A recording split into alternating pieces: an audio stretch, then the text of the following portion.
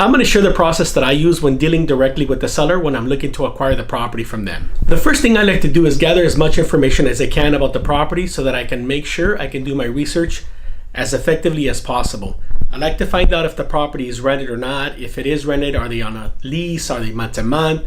How much they're collecting? Do the tenants pay on time or not? What is the motivation of the seller and the reason why he wants to sell? If he can give me a description of the property on a scale of 1 to 10, 10 being great, how does he rate the property? Is he planning to sell to liquidate it, or is he planning to sell to buy something else? All these things are really important to make sure that you gather enough data from the seller and the condition of the property and the motivation as to why they want to sell. One of the most important things that we like to do when we're negotiating with sellers on the phone or initially talking to them is to be able to get the price that they want to walk away with or sell for.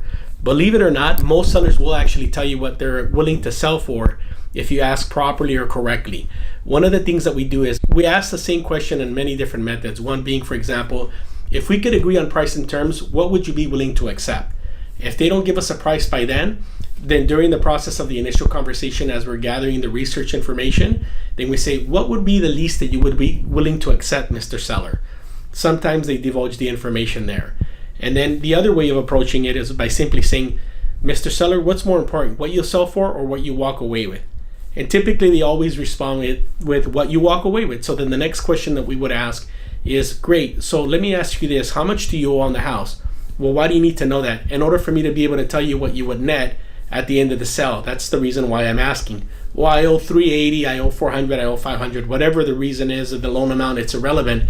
But if they say, hey, I need $200,000 in order for me to do what I want to do, and you know that they owe $500, now you know you can make them an offer at $700. If that price range works for you, great. It's easier to start the process of negotiating that way. So there are many different methods that you can use to get the sales price out of the seller by asking the same question in a couple different ways. No matter the social style of seller that you're dealing with, always be polite and respectful. Even if they're an aggressive seller, just try to gather as much information as you possibly can and don't mind the personality of the sellers. Some sellers are very direct and just want you to get to the point. But again, be polite and respectful and try to gather as much information as you possibly can, because in the process of the initial conversation with the seller while you're doing your research, that's when most sellers will divulge the majority of the information. Be an active listener when you're on the phone with the seller. When the seller starts to tell you what price they're looking for and you know it's a number that works for you, or they start to tell you about the problems of the property, your mind will sometimes wander off when you start thinking about different possibilities that you could do with the property, whether to buy it, fix it or sell it, or wholesale it off.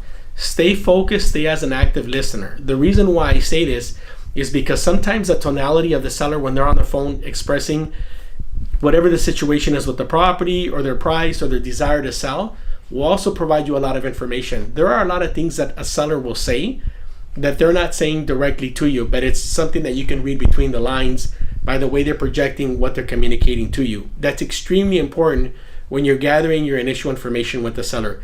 Listen to the tone of voice, listen to their delivery, listen to their excitement or the depression or their fear or frustration or whatever it may be. Make sure when you're getting ready to finish up the call, after gathering all the initial information, that you close with the seller by letting them know that you're going to be reaching back to them at a certain time frame with a certain date. For example, one of the things that I like to do is if I get a call early in the morning, I let them know that I'll be reaching out to them by this evening around 6 or 7 p.m. if that would be okay with them.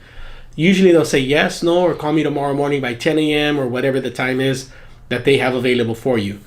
I set it up to be able to call them back. I've gotten all the research, I've gotten all the data, I've looked at the zoning, I've looked at the possibility of this as an add-on, so on and so forth, whatever it is that you want to do. By that time, when I reach back out to them, I've already done all my research, I know what I can do, and then I start my initial presentation. Now, if you're buying in your local area, one of the first things that you want to ask is if they are the only decision makers and if you can actually meet them in person. It's always better to present in person than it is over the phone. But if you're wholesaling on a nationwide level, then obviously you're going to have to do your presentation over the phone. But I do ask as well if there are any other decision makers besides the person I'm talking to at the other end of the phone.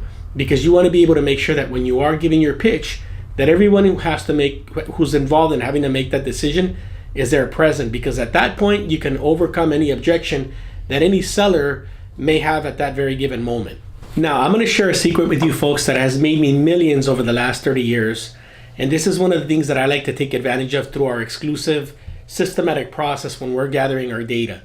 One of the things that I do is I actually like to market to sellers that have the opportunity to build some sweat equity into it. For example, if I'm soliciting sellers that have single family houses with the garage I could convert, or with the zoning to be able to build some apartments on there, most sellers don't always take that into consideration. When I give them a call back, I already have this in mind. So I've actually been able to make sellers offers 80 or 90 cents on the dollar, very close to market value, with zero commissions, zero costs, and they're very happy to deal with me directly. And there actually is one of the things that has given me an advantage in putting a lot of transactions together, because the seller feels like they're getting a slight discount.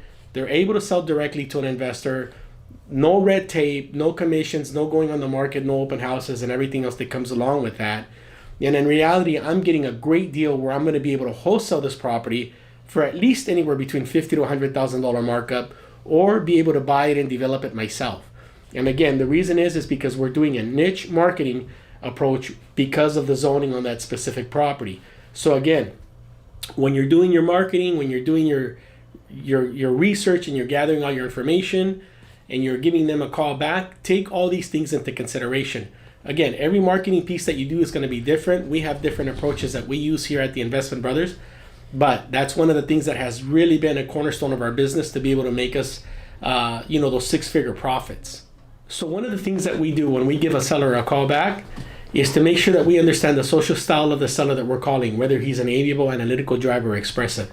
This gives us an advantage in our ways of communicating with the seller to be able to make sure that they understand what we're trying to say and make them feel as comfortable as possible to get our offer above everybody else's, or put ourselves in a situation where we can get the offer accepted. Be open to negotiate. Sometimes in the middle of the conversation, when you call back to present your offer, the sellers will throw you a curveball. It's happened to me, and I'm sure it's happened to many other investors as well. Make sure when you're calling back that you have an open mind to be able to negotiate or be flexible, because at the end of the day, they want to sell and you want to buy. Understanding the motivation why the seller gave you a call in the first place is extremely important. The reason why I say this is because when you're presenting your offer and the negotiation process starts and they become somewhat difficult, remembering what motivated them to call you in the first place is very important, because at the end of the day, whether it's a pain point or they're ready to go into the next phase of their life or whatever the reason is, that motivation reminder to them is one of those things that sometimes will give you the extra edge or the nudge to get them to say, you know what, you're right, I'm going to go ahead and move forward, or can you give me an extra $3,000 to $5,000 and we can put the deal together. And countless times, that motivation is what has gotten us across the finish line. So again, there's a few tools down there that you can take advantage of. Just click on the links below and we'll see you guys at the top.